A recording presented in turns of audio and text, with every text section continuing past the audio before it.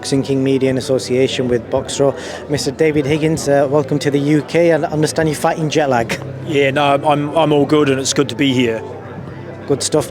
So your guy Joseph Parker, is this on paper probably his toughest fight? He's been in with some great fighters. Obviously AJ is probably the one that stands out, but other than AJ, would you say it's his toughest? Yeah, I'd say this will be one of Joseph's toughest fights. I think it could be tougher than the AJ fight, but I think it's a much better Joseph Parker turning out this Saturday against Joyce than the one that fought AJ.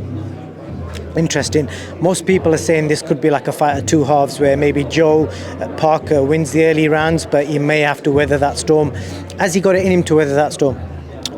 Yeah, I think so. I mean, later rounds, Parker's vastly more experienced than Joyce against big names. Parker's almost a veteran. He's gone 12 rounds with Andy Ruiz Jr., Carlos Takam, Anthony Joshua, Dillian White, Derek Chisora twice. Joyce has not had that sort of experience in those late rounds. So if anything, I think you might find Joyce might be under pressure in the later rounds. Obviously, on paper, with what you just said there, it's a really hard fight for Joyce. But what do you think is giving them the confidence that they can step in and maybe put their world ranking, at risk to fight somebody like Parker? I think when you're Olympic silver medalist, you're big and tall. No one wants to fight you, and you have an unbeaten run and a lot of knockouts. You're going to be supremely confident. You're going to believe you're going to beat anyone in the world, and your team are going to share that confidence. So that's quite normal for heavyweight boxers at that level, that they all believe they're invincible, and Team Joyce will see him as invincible, and good luck to them. And similarly, we will see Joyce as relatively untested on the big stage against the elite level. Interesting. And I think the common sense bet for this fight is Parker looking to outbox Joyce for 12 rounds, but obviously the later rounds is where the challenge is going to come. Do you think he's got enough to potentially stop Joyce? Obviously he's an immovable object, as proven in previous fights, and obviously Parker's not had a stoppage win in a good few years. Yeah, I mean, yes, the answer is yeah, I think Parker can stop Joyce. I think he switched trainer, is learning new things, obviously got through Chisora. The second Chisora fight, you saw him put in practice stuff he was learning and gain real confidence. And he dropped Chisora 3 times with uppercuts. It nearly stopped Chisora, who's similar to Joyce in the pressure he puts on. And, after that fight, Andy Lee, the new trainer, said that Parker should improve again. So I think you'll see the most sure-footed, aggressive Joseph Parker that's really sitting down on punches. And, I wouldn't be surprised if Parker surprises people and does put Joyce down. I wouldn't assume that that's not possible. You've got to remember that Parker's had 30 fights, and I think around 20 finished by knockout or stoppage. So yeah, he was in the wilderness for a while, but I think it's like cricket. When you're batting, you find form, and Parker's on the up. So I think you might see the best Joseph Parker on Saturday night that we've seen in a long time. And I'm going to get your promoter's hat on now. Obviously, everyone's debating about the pay-per-view numbers or whether this fight will get the eyes. Obviously, Joe's fought on pay-per-view cards before. Where do you think this will rank with the previous pay-per-view fights he's had with Chisora and AJ? I think, obviously, the AJ fight against Parker was the European all-time record when it happened. So, as a unification, WBO champion Parker against, I think it was IBF, WBC or WBA Joshua.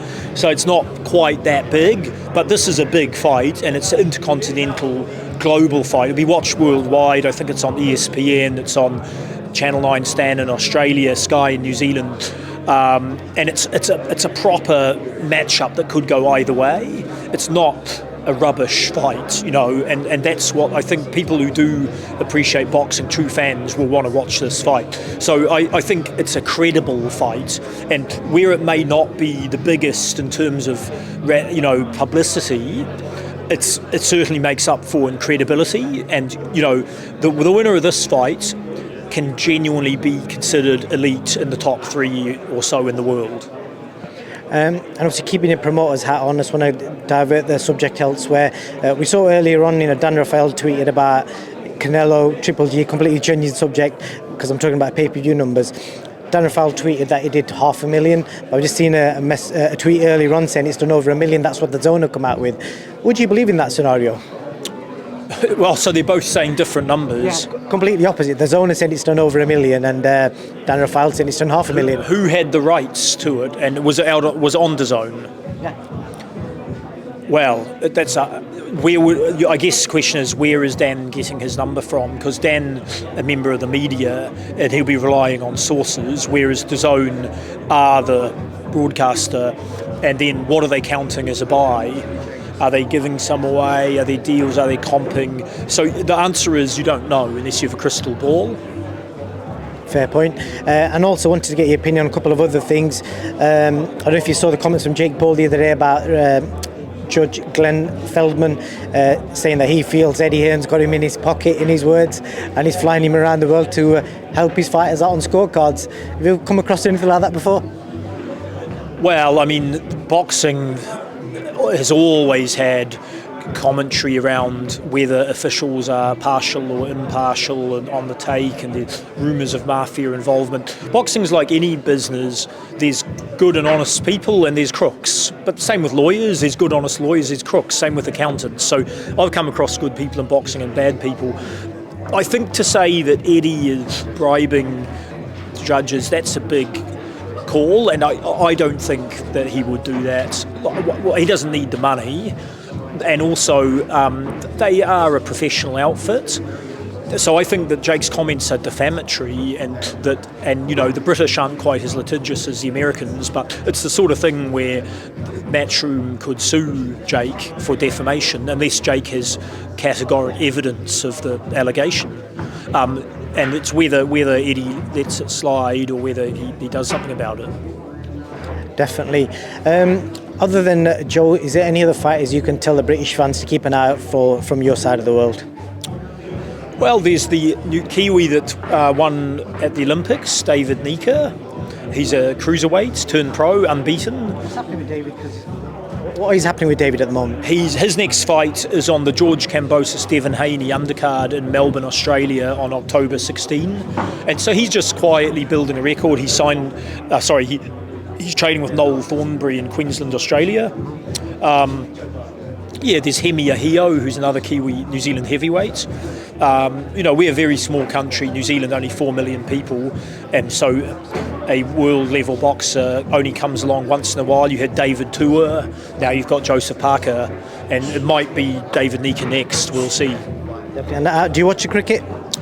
I used to watch a lot of cricket, and then I got busy. I like cricket, but I haven't followed it too much lately.